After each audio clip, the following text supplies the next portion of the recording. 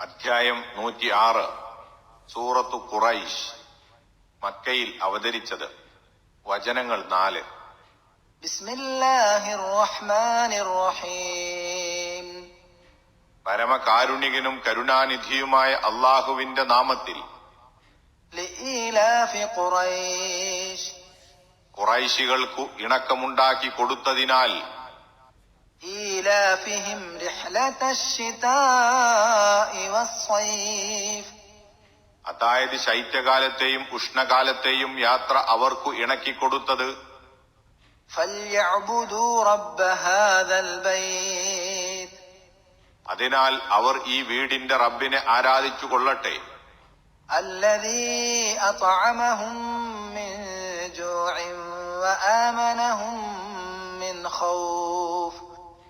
അതെ, അവർക്ക് വിശപ്പിനു ഭക്ഷണം നൽകുകയും അവർക്കു ഭയത്തിനു സമാധാനം നൽകുകയും ചെയ്തവനെ ആരാധിച്ചു കൊള്ളട്ടെ. ഖുറൈശ് എന്ന പേരിൽ അറിയപ്പെടുന്നതും ഖുറൈശികളെ സംബന്ധിച്ചു മാത്രം പ്രസ്താവിക്കപ്പെട്ടിട്ടുള്ളതുമായ ഒരു അധ്യായമാണിത്.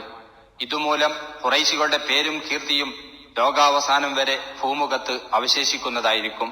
വിശുദ്ധ കഅബയുടെ ശുശ്രൂഷകരും ഭരണാധിപരും എന്ന നിലക്ക് അവർക്ക് അറബികൾക്കിടയിൽ വലിയ പ്രശസ്തിയുണ്ടായിരുന്നുവല്ലോ.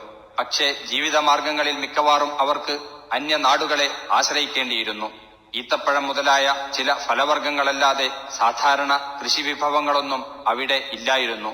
ഈ പോരായ്മ നികത്തുവാൻ ഉഷ്ണകാലത്ത് ഷാമിലേക്ക് അഥവാ സിറിയയിലേക്ക് വടക്കോട്ടും ശൈത്യകാലത്ത് യമനിലേക്ക് തെക്കോട്ടും അവർ കച്ചവടയാത്രകൾ നടത്തുമായിരുന്നു. അറേബ്യയുടെ കിടപ്പും ഭൂപ്രകൃതിയും അനുസരിച്ച് ശൈത്യകാലത്ത് വടക്കോട്ടും ഉഷ്ണകാലത്ത് തെക്കോട്ടും യാത്ര ചെയ്യുന്നത് വളരെ വിഷമകരമായതുകൊണ്ടാണ് അങ്ങനെ കാലവും ദിക്കും നിർണയിക്കപ്പെടുന്നത്. അറേബ്യ രാജ്യം മണലാരണ്യങ്ങളും വരണ്ട മലമ്പ്രദേശങ്ങളും നിറഞ്ഞതാകൊണ്ട് തണുപ്പുകാലത്ത് തണുപ്പും ചൂടുകാലത്ത് ചൂടും അസഹ്യമായിരിക്കും. സംഘം ചേർന്നും ആഘോഷപൂർവമായിരുന്നു പ്രസ്തുത യാത്രകൾ. നാട്ടിലെ വിഭവങ്ങൾ കയറ്റുമതി ചെയ്ത് വിറ്റൊഴിക്കലും പകരം ഗോതമ്പ് തുടങ്ങിയ അവശ്യവസ്തുക്കൾ നാട്ടിൽ ഇറക്കുമതി ചെയ്യലും ഈ കച്ചവട സംഘങ്ങൾ മുഖേനയായിരുന്നു. ഓരോ യാത്രയും 1-2 മാസത്തോളം പിടിക്കും. പലപ്പോഴും വഴിമധ്യേ പല അനിഷ്ട സംഭവങ്ങളും സംഘടനകളും അവർക്ക് നേരിടേണ്ടി വന്നേക്കും. അതിനുള്ള മുൻകരുതലോടെ തന്നെയായിരിക്കും യാത്രാസംഘങ്ങൾ പുറപ്പെടുന്നതും. ഈ യാത്രകൾക്ക് വേണ്ടുന്ന സൗകര്യങ്ങളും പരിചയവും നൽകിയതു മുഖേന അള്ളാഹു ഖുറൈശികളെ വിശപ്പിൽ നിന്ന് രക്ഷിക്കുകയും അവർക്ക് ആഹാരമാർഗം നൽകുകയും ചെയ്തു.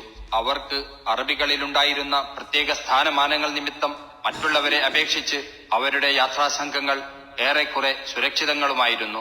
കൂടാതെ കഅബയുടെ അടുത്ത സ്ഥലങ്ങളിൽ വെച്ച് അക്രമവും സംഘട്ടനവും നടക്കുന്നത് വമ്പിച്ച ഒരു പാതകമായി എല്ലാവരും അംഗീകരിച്ചു വന്നിരുന്നതുകൊണ്ട് സ്വന്തം നാട്ടിലും അവർക്ക് സമാധാനമായി ജീവിക്കാമായിരുന്നു.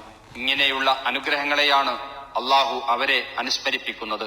ഖുറൈശികൾക്ക് സിദ്ധിച്ച യോഗ്യതകളും കീർത്തിയും സ്വാധീനവും എല്ലാം തന്നെ സിദ്ധിക്കുവാൻ കാരണം അവർ കഅബയുടെ സംരക്ഷകരും അയൽവാസികളും ആയതാണല്ലോ. അപ്പോൾ എല്ലാ നിലക്കും അവർ ആ വിശുദ്ധ മന്ദിരത്തിന്റെ ഉടമസ്ഥനായ അള്ളാഹുവിനെ ആരാധിക്കുവാനും അവനെയല്ലാതെ മറ്റൊന്നിനെയും ആരാധിക്കാതിരിക്കുവാനും ബാധ്യസ്ഥരാകുന്നു.